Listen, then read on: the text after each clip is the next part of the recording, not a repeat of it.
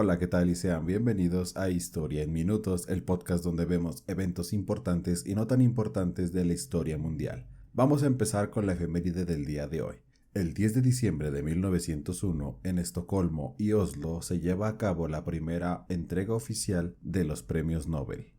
Uno de los premios más prestigiosos dentro de las ciencias, básicamente de física, química, la literatura, el de la paz, el de la medicina. Eso básicamente tiene para un gran tema, pero lo veremos más adelante. Hoy vamos a continuar con el tema que ya les había mencionado la semana antepasada, que vendría siendo uno de los eventos más importantes para la parte de América. Y sí, también esto ocurrió a la par antes y después de los eventos de la Era de los Descubrimientos, la Batalla de Azincourt, la Peste Negra, pero América tenía sus propias guerras y sus propios problemas. Vamos a hablar del Imperio Azteca. Entre los muchos pueblos de la Mesoamérica medieval, el Imperio Azteca, derrotado, como todos saben, por los españoles, aún captura la imaginación. Con esto empezamos y vamos a empezar con algo fundamental dentro de lo que es el Imperio Azteca y sería la sociedad estructurada. En la sociedad jerárquica dentro de este imperio, las familias pertenecían a grupos más grandes llamados Calpulli. La palabra Calpulli significa clan azteca formado por un conjunto de familias con ascendencia común o que poseía tierras comunales, un gobierno interno y una escuela de formación para guerreros jóvenes. Básicamente podríamos decir que era como una pequeña comunidad de algunas 20, 15, no creo que más de 30 casas o familias dentro de esta zona. Juntos formaban ciudades-estado, las cuales la mayor era Tenochtitlán. Las demás ciudades-estado debían pagar tributo al emperador, que bueno, obviamente vivía en Tenochtitlán, pero ¿cuáles tipos de tributos tenían que darle a este emperador?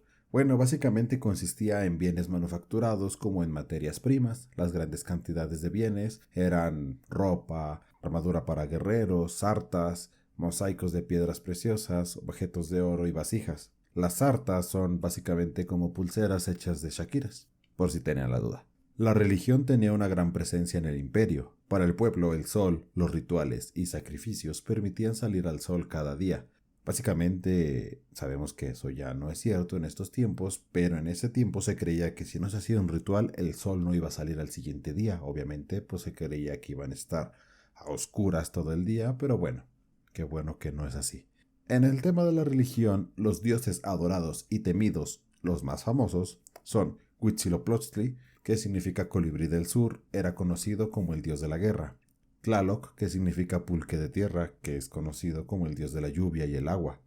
Quetzalcoatl, que significa serpiente de plumas preciosas, es conocido como el dios de la vida y el viento. Tezcatlipoca, que significa espejo humeante, brillante o reluciente, es conocido como el dios de la noche. Chicomecoatl, que significa serpientes 7 o 7 serpientes, conocida como la diosa de la agricultura. Estos por mencionar algunos de los más famosos, claro que tenían muchísimos más, pero estos son los que más destacan dentro de todos los aspectos que ellos tenían de más prioridad para hacer los sacrificios. Ahora, ya que mencionamos lo de las ciudades-estado, la religión y el cómo se formaba la sociedad básicamente, veremos los diferentes niveles sociales que tenía en ese entonces el imperio, que sería con el más alto, que obviamente va a ser el emperador.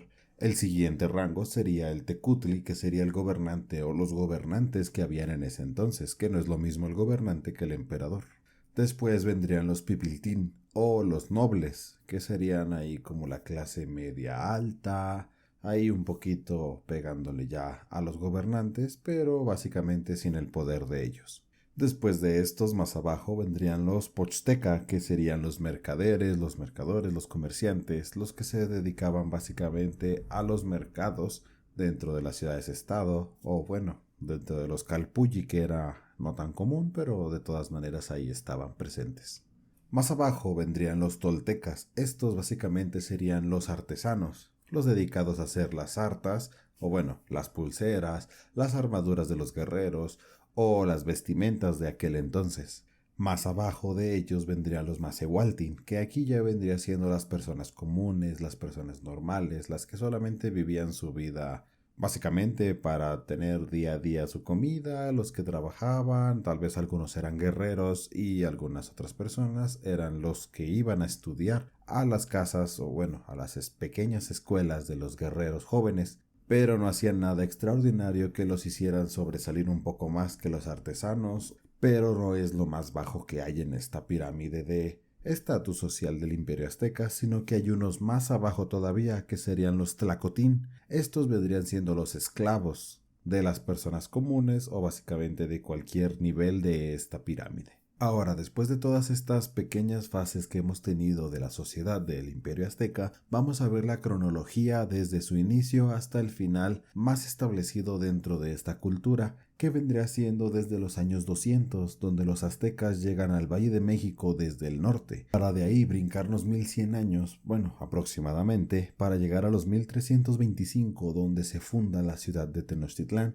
y crece para convertirse en la gran capital del imperio, sobre todo porque tenía las carreteras y los canales adecuados para hacer este tipo de ciudad. En 1428 el Imperio Azteca se establece mediante una alianza entre 3 pueblos y la derrota de un cuarto. Ahora estamos hablando de que el imperio se estableció o se fundó. Básicamente la palabra azteca tiene diferentes significados, pero la mayoría es de los 3 lugares donde se dan órdenes. Esto haciendo referencia al origen básicamente de este imperio, en donde también las palabras Imperio Azteca significan triple alianza. Pero ¿quién está dentro de esta triple alianza? Bueno, básicamente está conformada por Texcoco, Tlacopan y México Tenochtitlán, las ciudades-estado más importantes de ese entonces, pero aquí es donde entra la parte de la fundación del imperio, porque a la vez que formaban la alianza, había una cuarta ciudad que no estaba de acuerdo y que era más poderosa hasta ese entonces. Estamos hablando de la ciudad de Azcapotzalco.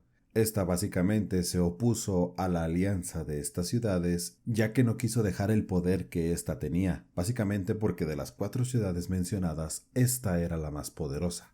Al final de estos desacuerdos, Azcapotzalco termina perdiendo y el Imperio Azteca se forma finalmente con la ciudad de Tenochtitlán como capital de este imperio. Después vendríamos pasando hasta 1440-1469, donde el reinado de Moctezuma marca el cenit del Imperio Azteca.